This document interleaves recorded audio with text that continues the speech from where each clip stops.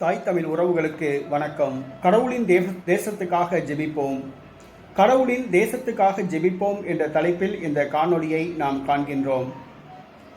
வயநாடு கடவுளின் தேசம் என்று அழைக்கப்படுகிறது. இயற்கை சூழ்ந்த ஒரு ஏரியா, அதுதான் வயநாடு. வயநாடு பகுதிக்கு சென்றாலே நாம் சொர்க்கத்தில் நுழைந்தது போன்று இருக்கும். அவ்வளவு ஒரு இயற்கையான ஒரு பகுதி.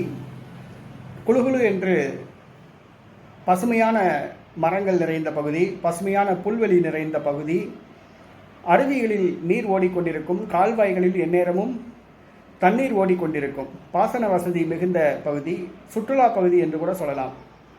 ஆனால் எதிர்பாராத விதமாக நிலச்சரிவு ஏற்பட்டது. 300 பேர் வரை உயிரிழந்திருக்கலாம் என்று கூறப்படுகிறது. 300 பேர் வரை உயிரிழந்திருக்கலாம் என்று கூறப்படுகிறது. 287 உடல்கள் கண்டெடுக்கப்பட்டுள்ளன. அதில் 27 மாணவர்கள் என்பது வேதனையான விஷயம். மேலும் அந்த வயநாடு பகுதியில் உள்ள பள்ளிக்கூடத்தில் 27 மாணவர்களுடைய உடல்கள் கண்டெடுக்கப்பட்டுள்ளன. மேலும் 28 மாணவர்கள் மாயமாகியுள்ளதாக தகவல் வருகின்றன.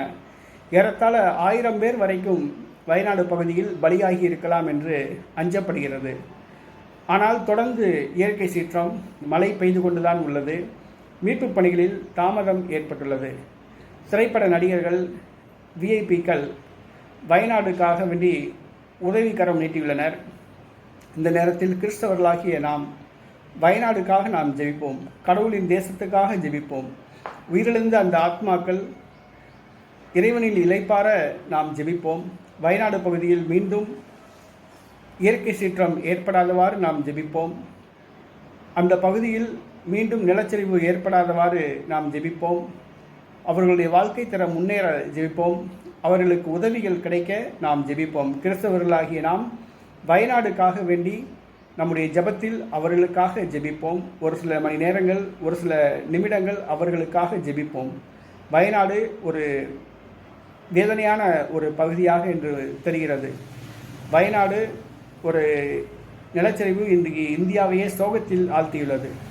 ஆக 300 பேர் வரை உடல்கள் கிடைத்திருக்கின்றன. இன்னும் 1000 பேர் வரை இறந்திருக்கலாம் என்று அஞ்சப்படுகிறது. ஆகவே மீட்பு பணிகளில் தாமதம் ஏற்படாமல் மீட்பு பணிகள் தொடர்ந்து நடைபெற ஜெபிப்போம். அவர்களுக்கு உதவிகள் கிடைக்க ஜெபிப்போம்.